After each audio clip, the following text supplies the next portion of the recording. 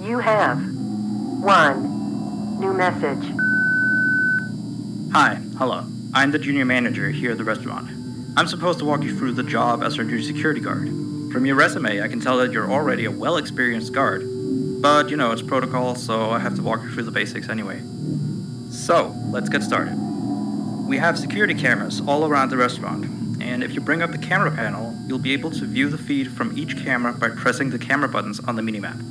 Now, our lights are always off during the night, obviously because it'd be a waste of power to leave them on all night. So to actually see something on the cameras, you can activate the camera system's night vision. You activate night vision by clicking on the button of whatever camera you're currently viewing. So for example, say you want to see what's on camera 1. You bring up the camera panel, you click on the button that says Cam 01, and then to use night vision, you click on Cam 01 again. Once night vision is activated, you can click on any of the other cameras and view them with night vision as well. And you turn it off the same way you turn it on. Now, night vision takes more power than regular vision, so make sure you use it sparingly. Your first priority as a security guard here is to keep an eye on the animatronics. Those are really expensive machines, and we do not want them stolen. And you keep an eye on them through the cameras. We have quite a few animatronics here at Candy's. There's of course the cats Candy and Cindy, there's Chester the chimpanzee, there's the penguins, just lots I tell you. So, you also have 3 security doors in your office, each of which can be closed by pressing the door button by each door. These are here in case you're in some sort of danger, but personally I just use them to shut myself off from the world when I need a break. But don't let me be your role model on that one. You need to remember that closing these doors takes power, and the longer they're closed, the more power they drain. Now, I know that sounds kinda backwards, but you have to trust me on that one. I think it's something about the doors having an automatic fail-safe feature in case the power gets cut off, so they open up if there's no more power. All I know for sure is that they do use more and more power the longer they're closed, so you don't want to keep them closed for too long at a time. Now, the reason I keep mentioning the power is because the restaurant uses a backup power generator at night, which only has a certain amount of juice in it. So anything from viewing the cameras to using the security doors takes power. You can see how much power you have left on the computer on the desk in front of you. Try not to run out of power. If you do though, you won't be stuck in the office since the doors will always open up anyway. Oh, and one last thing. The animatronics aren't completely turned off at night, so they might start walking around a bit. But just be careful not to let any of them into the office, because we have stuff in there we don't want damaged or anything. Though don't bother with the ticket booth door, they won't attempt to get in through there. That should be all. You'll hear from me again on your next shift. Have a good night.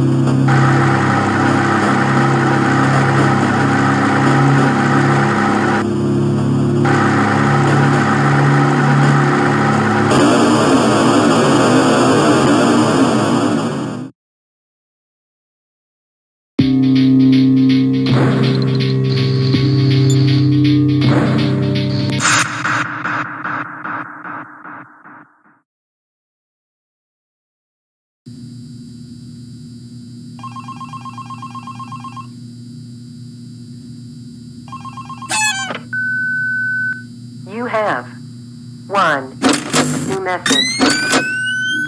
Hey there. I put up a note today to gather some intel on the animatronics from the other employees. Just to get a list of the issues we've had with them. They've written down some stuff here for you, so let's see. Alright, so obviously the animatronics walk around at night, you know that by now. They try to get to places they shouldn't be. Yep. They act weird after dark. Yep. They don't like adults. I mean, I suppose. They always seem nice around children. Around us employees, they just kinda stare at you. I always thought they just hadn't been coded to interact with anyone other than children. But some of the other employees have felt threatened by them now and then. But I know that some of them are also superstitious morons. So who knows if they just became scared when the animatronic looked at them in the eyes or something. Anyway, one last thing on the list here. The last penguin interferes with the system. There's a sentence I never thought I'd say. We have these penguin animatronics as waiters. They take people's orders and whatnot.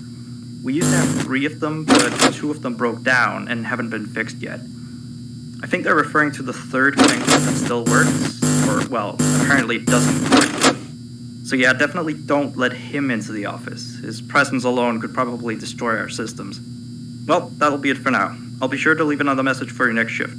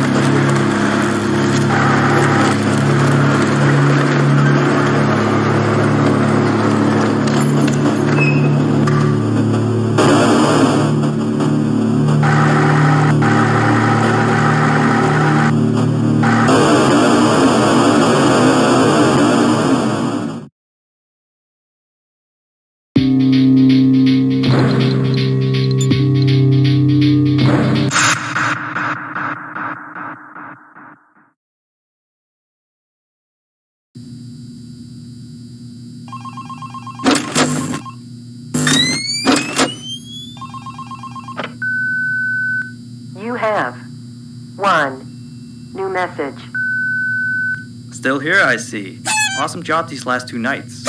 You're already way better than our previous night guard. He didn't even stand 2 nights before he brought a wrench to his shift and tried to destroy one of our animatronics.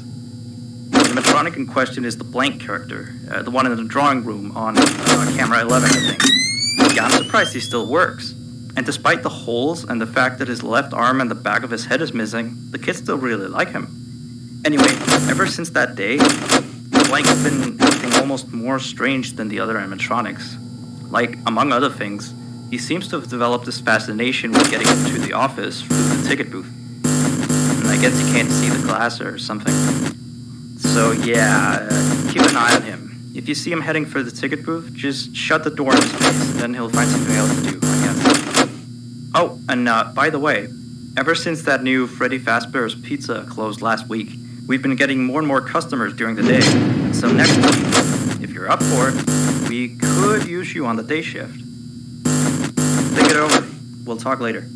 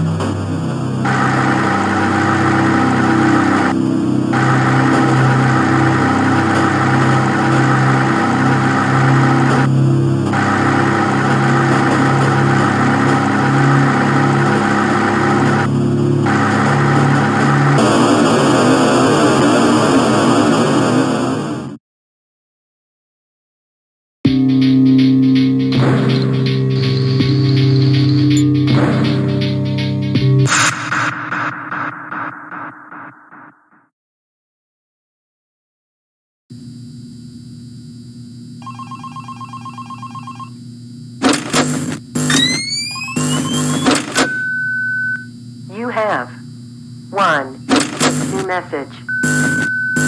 Alright, so real quick, we had an old animatronic version of Candy, but before we got these new shiny ones.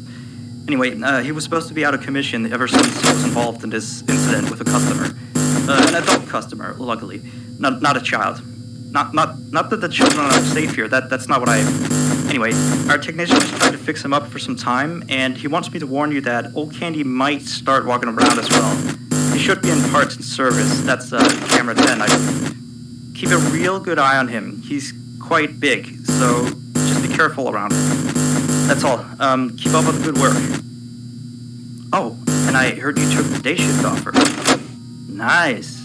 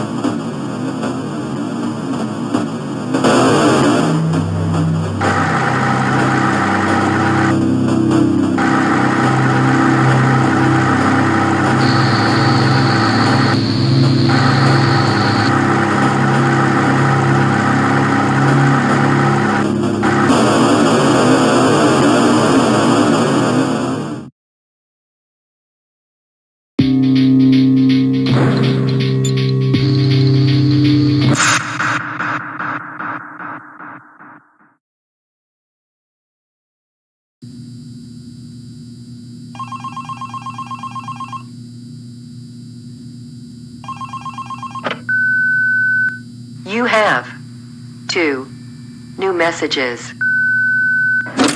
Hello again. So, the big boss man told me to inform you about our off-limit areas. I know that sounds kind of silly since you're supposed to be guarding the place, but the manager's adamant that we don't go where we're not supposed to be. He's mostly talking about the rooms that aren't on your little mini-map. And they aren't on the map because it apparently isn't any of your business. Or ours, for that sake. Like that extra room next to the part of the service room. I believe you can see the door from camera 9. Ah, yes, thank you. For the change. Excuse the sound of my delicious latte. Anyway, the manager says it's just a storage room, but I've of course heard many stories from my superstitious colleagues. So it's either an extra kitchen, a staircase to a secret underground tunnel, or it's where he puts his bowling equipment because he doesn't want his wife to know he's still bowling. Of course, I don't believe it's anything special, to be honest. I overheard him talking about the room. He mentioned something about some old, unused stuff. Maybe he's hiding a smile in there. Who knows? Yeah, sweetie, talking about that. Anyway, I am all out of time. See you next week.